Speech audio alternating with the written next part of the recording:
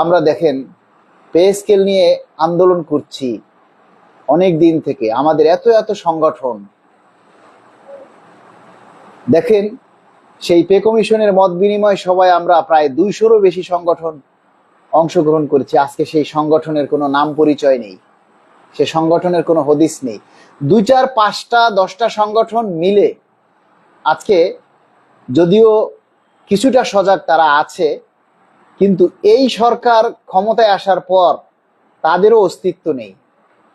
অথচ প্রতিটা সংগঠনে যারা আছেন, সভাপতি, সেক্রেটারি, তারা হামকি ধামকি কত কিছু মারতেছে।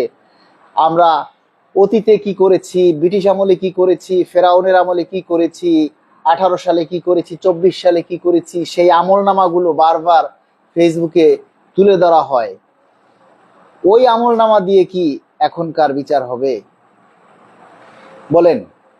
আমরা সরকারি কর্মকর্তা কর্মচারী কল্যাণ সমিতি এখন কাজ করছি, সারা মাঠে বিভিন্ন জায়গায় আমরা চষে বেড়াচ্ছি 22 লক্ষ কর্মচারীর দাবি বাস্তবায়নের জন্য। নিজের পকেটের টাকা খরচ করে আপনাদের জন্য ছুটে বেড়াচ্ছি, সংসার, ছেলে মেয়ে, পরিবার পরিজনকে ফেলে বিভিন্ন জেলায় প্রোগ্রাম করছি, সরকারের কাছে আমাদের দাবির কথাগুলি তুলে ধরছি শুধু আপনাদের দাবি বাস্তবায়ন করার জন্য।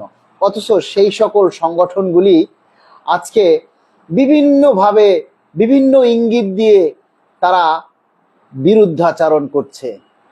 অনেকেই বলছে ভিউ ব্যবসায়ীদের কথায় কেন কান দেন, ভিউ ব্যবসায়ীদের সাথে আপনারা কেন থাকেন, এটা সেটা কত কিছু বলে বেড়ায়। তাহলে পে স্কেলের শত্রু কি অন্য কেউ? পে স্কেলের শত্রু তো আমাদের ঘরের মধ্যে, ঘরের শত্রু তো আমাদের সংগঠনেই বিভীষণ। আমাদের অনেক নেতা কর্মীরা আছে, অনেক, মানে আমি বলবো এরা নেতা নামের কুলাঙ্গার, নেতা নামের এরা মাতাল। এই সমস্ত মাতাল লোকেরা বিভিন্নভাবে তারা প্রচার করে বেড়াচ্ছে যে পে স্কেলের জন্য কেউ কাজ করছে না। মানে আপনারা তাদের পোস্ট দেখলেই বুঝবেন যে আসলে তারা কি বলতে চায়, তারা কি বলছে আর তারা কি করছে। তাদের কথা, তাদের কমেন্টসগুলি, তাদের পোস্টগুলি দেখলেই বুঝবেন যে আসলে তারা কি করছে আর আমরা কি করছি বলে। মানে বুঝাইতে চাইছি আমি এটাই যে পে স্কেল বাস্তবায়ন কিভাবে হবে বলেন? পে স্কেলের শত্রু তো আমাদের ঘরেই।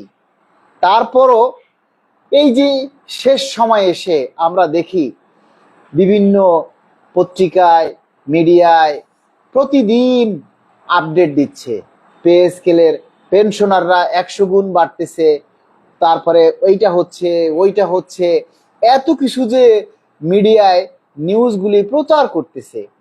এই নিউজগুলি আসলে কোথা থেকে আসতেছে? এই নিউজগুলি আসলে কোথা থেকে হচ্ছে? যদি সরকারি নীতি নির্ধারক না এই বিষয়গুলিকে মিডিয়ার কাছে নাই বলে, তাহলে এই মিডিয়ারা বা এই নিউজ পেপার আলারা এই খবরগুলি তারা তাহলে কোথায় পায়? আমরা নীতি নির্ধারকদের কাছে এটাই বলতে চাই, আমাদের পে স্কেল নিয়ে আপনারা সুস্পষ্ট একটা বিবৃতি দিন, একটা ঘোষণা দিন। পে স্কেল দিলেও ঘোষণা দিন, না দিলেও ঘোষণা দিন যে বলেন না আমরা দিতে পারবো না। বাস আমরা অন্তত একটা সান্ত্বনা তো পাবো। আমরা এখন প্রতিনিয়ত আমাদের দাবির কথাগুলি বলে বেড়াচ্ছি, বলে যাচ্ছি, আর মিডিয়ারা সমানে তাদের প্রচার করে যাচ্ছে যে পে স্কেল হয়ে যাচ্ছে, এটা হচ্ছে, খুশির খবর আসতেছে। আর এই কথাগুলি কারণে বাজারে দ্রব্যমূল্যের উপরে বিস্তার প্রভাব পড়ছে। প্রতিনিয়ত দ্রব্যমূল্যর দাম পরিবর্তন হচ্ছে, দামগুলি বৃদ্ধি পাচ্ছে। আর আমাদের প্রশাসন নির্বাক চলচ্চিত্র, তারা নির্বাক চলচ্চিত্রের ভূমিকা পালন করছে। আরে বাবা, আমরা যারা সরকারের, আপনারা যারা সরকারের নীতি নির্ধারক হিসেবে আছেন, আপনারা একটা স্পষ্ট ঘোষণা দিন যে পে স্কেল হবে কি হবে না, তাও তো আমরা একটা নিশ্চিন্ত থাকতে পারি। আপনারা কিছুই বলছেন না, আর মিডিয়ারা সমানে সরকারের গোপন তথ্যগুলি কি হচ্ছে না হচ্ছে তারা নিউজে প্রচার করে বেড়াচ্ছে। সেটার আসলে কোনো সত্যতা আছে কিনা সেটাও আমরা জানি না। কোনটা ধরে নিব? আমরা প্রশ্ন রাখতে চাই সরকারের নীতি নির্ধারকদের কাছে। আমরা শুধু এতটুকুই বলতে চাই যে আসন্ন ঈদুল আজহার আগেই আমরা সরকারের থেকে একটা স্পষ্ট ঘোষণা চাই। আমরা পে স্কেল সুবিধা ভোগ করব 22 লক্ষ কর্মচারী। আর আমরা আমাদের এই দাবির কথাগুলি এই শেষ সময় এসেও আমরা কয়জনে দাবির কথাগুলি তুলে ধরছি বলেন? আপনারা কয়জনে দেখছেন আমাদের এই দাবির কথাগুলি আমরা প্রচার করছি? আপনারা কয়জনে তুলে ধরছেন? আপনারা হচ্ছেন বোতা মানুষ। বোতা বোঝেন? যে একটা ধারালো দাও আপনি যদি একটা খাটের তলায় বা কোনো একটা জায়গায় রেখে দিন, দেখবেন যে সেখানে মরিচা পড়ে জং পড়ে যায়। আপনাদের মাথার ভিতরে, আপনাদের শরীরেও জং পড়ে গেছে। আপনাদের মধ্যে মানে সেই ধারালো বা সেই তেজ এগুলি এখন আর নাই। আপনারা অনেকেই পে স্কেল নিয়ে বিরূপ মন্তব্য করেন। কেউ আবার বলতেছেন যে পে স্কেল হলে আপনাদের হাতের তারায় লোম জ্বালাইবে। কেউ বলেন 20 বছরে পে স্কেল হবে না, কেউ বলেন 30 সালে পে স্কেল হবে, ইত্যাদি ইত্যাদি ইত্যাদি। তাহলে পে স্কেল না হওয়ার পিছনে শত্রু কারা? সরকার না আমাদের কর্মচারীরা? অথচ যেই হারামজাদায় বা যেই আহাম্মকে এই সমস্ত কথা বলে পে স্কেলের গেজেট হলে সেও সুবিধা ভোগ করবে, করবে না? তখন কি তার লজ্জা লাগবে না? তাহলে আমরা ধরে নিব কি এই সমস্ত কথা যারা বলে তারা না পুরুষ না বেডি মানুষ। বাকিটা আপনারা বুঝে নিন। আমরা এখন যে সমস্ত নেতারা, যে সমস্ত কর্মচারীরা পে স্কেল নিয়ে আমাদের কার্যক্রম নিয়ে বিরূপ মন্তব্য করবে, যে উল্টা মতবাদ দিবে, ধরে নেবেন তারা না পুরুষ না মহিলা। সুতরাং তারা কোন জাতের সেটা আপনারা ধরে নেবেন। তাদের মুরদ নাই সামনাসামনি কিছু বলার, মুরদ নেই একটা কর্মসূচি পালন করার, মুরদ নেই সরকারি কর্মচারীদের দাবির কথাগুলি তুলে ধরার। তারা শুধু মানুষের বিরুদ্ধে চক্রান্ত করতে পারে, মানুষের বিরুদ্ধে ষড়যন্ত্র করতে পারে, কিন্তু একটা কথা তারা ভুলে যায় যে কখনো মিথ্যা দিয়ে সত্যকে ঢেকে রাখা যায় না। আর আপনারা যারা সরকারি কর্মচারী আছেন, আপনাদের মধ্যে দায়িত্ব জ্ঞান বোধ কোনোদিনই জন্মাবে না। আজকে আপনাদের নিয়ে আমরা এই যে প্রোগ্রাম করছি, লাইভে এসে কথা বলছি, আমরা পোস্ট দিয়েছি যে আজকে লাইভে আসবো, তারপরও লাইভে আপনারা মানুষ নেই। এখন দেখা যাচ্ছে 320 জন মানুষ লাইভে আছেন। কয়জনে শেয়ার করেছেন? আপনাদের দাবি নিয়েই কথা বলেছি, কয়জনে শেয়ার করেছেন বলেন? এই যে আমরা গত শুক্রবারে পটুয়াখালীতে আমরা প্রোগ্রাম করেছি, তারপরে খুলনাতে আমরা প্রোগ্রাম করেছি, কাদের জন্য? আপনাদের জন্যই তো। আপনাদের দাবির কথাগুলি তো বলার জন্য আমরা এই যে নিজের টাকা খরচ করে পটুয়াখালী গিয়েছি, পটুয়াখালী থেকে আবার খুলনা গিয়েছি, খুলনা থেকে আবার ঢাকায় এসেছি, কাল রাত 12টায় ঢাকায় এসে পৌঁছেছি। কাদের জন্য? আপনাদের জন্যই তো। আপনারা কোথায়? কোথায় 22 লক্ষ কর্মচারী বলেন? সরকার কি এই 200-300 মানুষের গোনায় ধরবে? বলেন। আগামী 16 তারিখ মানে আগামী শনিবার জাতীয় প্রেস ক্লাবে আমরা পে স্কেল বাস্তবায়নের জন্য আমরা যে কেন্দ্রীয় প্রতিনিধির সভা আমরা আয়োজন করেছি। আমরা আপনাদেরকে বলেছিলাম যে আমাদের এই কেন্দ্রীয় প্রতিনিধি সমাবেশ করতে গেলে অনেক খরচ। আপনারা সেই আপনাদের যে কাঙ্ক্ষিত সাপোর্ট সেটা আমরা পাই না।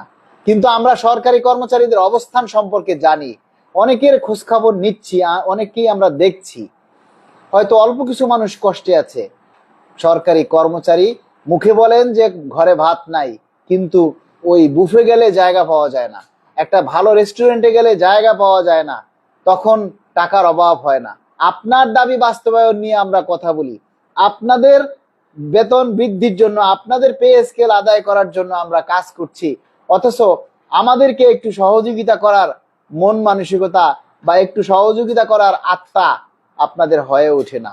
লজ্জা লাগে আপনাদের নিয়ে আমরা কাজ করছি, আপনাদের দাবির কথাগুলি আমরা বলে বেড়াচ্ছি, আপনাদের দাবি আদায় করার জন্য আমরা কাজ করছি।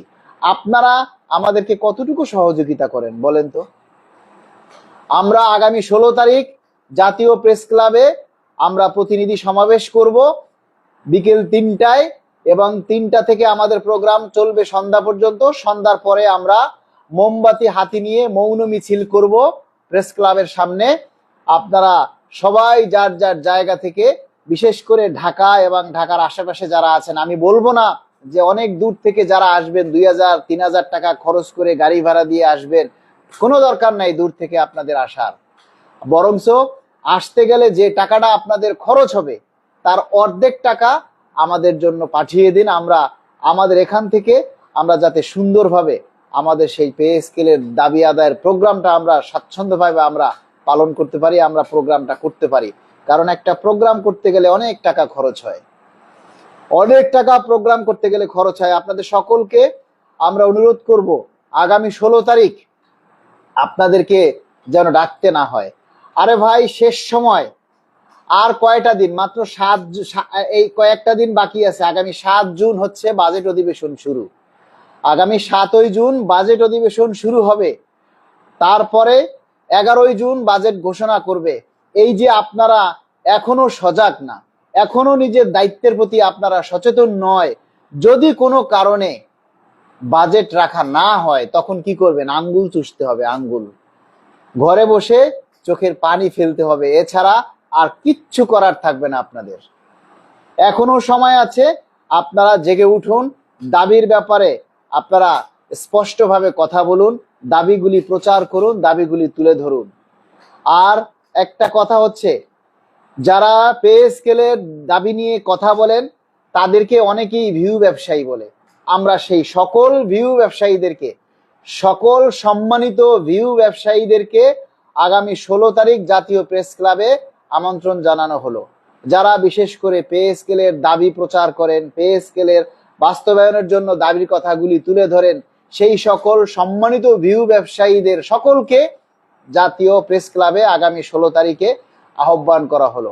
আপনারা সবাই আমন্ত্রিত, সবাই চলে আসবেন, কেউ যেন বাদ না যায়। 16 তারিখের প্রোগ্রামটা হচ্ছে আমাদের এই বাজেটের, মানে এর আগে আমাদের সর্বশেষ প্রোগ্রাম।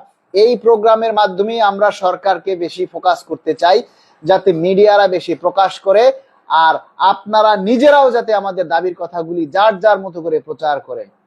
সেজন্য আমরা হাতে সবাই চলে এই পে স্কেলের জন্য চলে আসবেন। আমরা